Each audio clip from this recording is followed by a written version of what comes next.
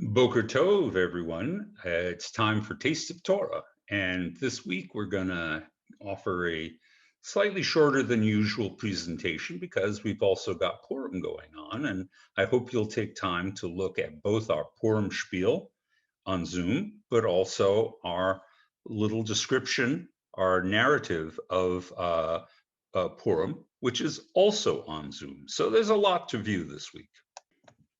So this week's portion is Tetzaveh, and it follows logically upon last week's Truma, because in last week's we got an essential description of the paradigm of how to build the portable sanctuary, the Mishkan, which the Israelites would take them with them through the wilderness and would keep and sustain them all the way to the time of King Solomon, when Solomon would finally build a permanent sanctuary to God. But I just want to focus on one little aspect, and that is the opening verses of this portion. Now, what happens in our Torah portion in general is it goes on to finish the description of what's going on into the Mishkan, and then go on to a equally detailed description of what is happening with the priesthood.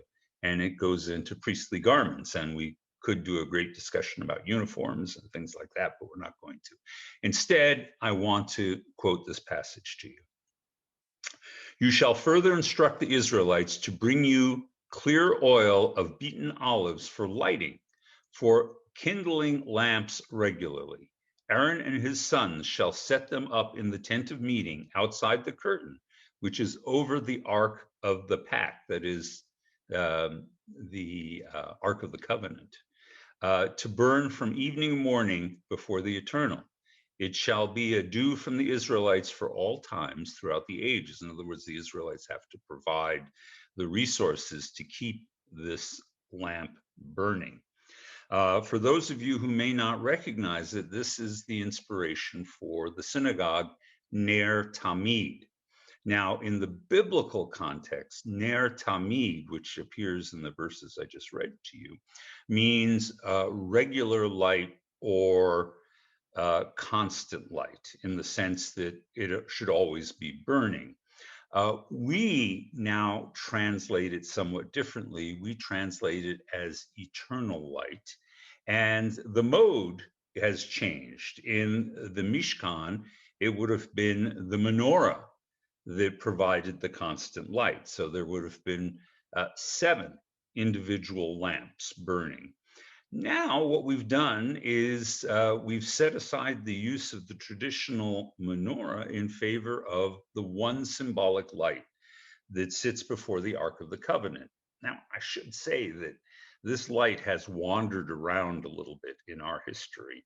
There was a time, apparently, when that light was put on the western wall rather than over the Ark, to point in the direction of Jerusalem, which was a useful geographic reference point for those who were in synagogues in Eastern lands.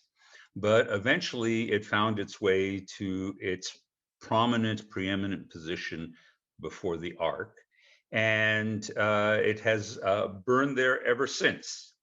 Now, it is interesting that it is pretty much the last detail that appears about the construction of the portable sanctuary. So in a sense, light is the culmination of the project. More than that, it seems to be here, it is drawing a distinction between a light which simply burns for utilitarian purposes to illuminate a dark space, and instead is now a light dedicated to a sacred purpose. Now, a few weeks ago, I did talk to you about the difference between enlightenment and light, that the rabbis distinguish 2 kinds of light. A light that is visible light that we use in our lives every day, but also a kind of light that is spiritual, and that would be enlightenment. Here too, we see the beginning of another Jewish tradition, which is that there are 2 kinds of visible light. And that is visible light, which is utilitarian, as we were describing, but also the idea that we could kindle and have sacred lights, lights dedicated only for their aesthetic and inspirational purpose. The Ner Tamid is one example. The Chanukiah, the lighting of the Hanukkah menorah, is another. Of course, famously, that ninth candle, the Shamas candle, is given to us to serve a practical purpose, because we're not supposed to use any of the other 8 candles for practical uses at all. We're just supposed to appreciate them, admire them, and study them. And I think it's interesting to think about this. And it brings us back to the theme I talked about a few weeks ago, which was the powerful symbolism of light. So in terms of sacred light, maybe the best thing to reference is a wonderful little midrash. I'm sure you've heard it at some point in your life, in Shmot Rabbah, in Exodus Rabbah, that comments on the verse, why does the proverb say, for the mitzvah is a light? Why do we associate light with sacred obligation? And the answer the midrash gives is, it's like a lamp. What's special about a lamplight? Well, you can kindle any number of other lamps or lights off of a single lamp, a single candle, a single source, and you can create much more light without diminishing the original light at all. And that's fairly unique, because everything else, as soon as we start divvying it up, whatever was the source gets diminished, but not light. And that may be, in fact, the inspiration for the notion of enlightenment, the idea that there is a kind of value that we have, the object that we hold that seems priceless, but it can still be given away and we don't lose anything from it.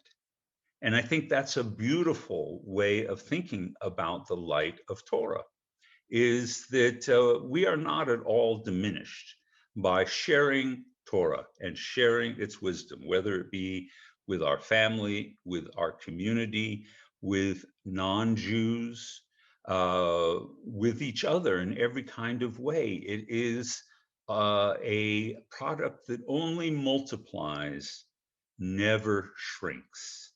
And so I think that's a great way of thinking about the Ner Tamid.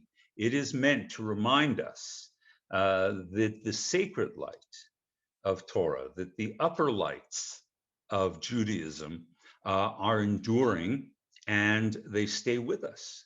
And that if we learn the wisdom of Torah, it's not lost. And if we share it with someone else, if we become not a learner but a teacher, in fact, we probably enhance our own light along the way.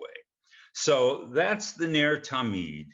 And it's my hope that you have a little bit of that Jewish light, what in Yiddish would be called the Pintel Yid, inside of you that burns eternally. Turn to that light, look to it, take inspiration from it, and share it. Do a little Jewish something for someone around you, and spread the light around.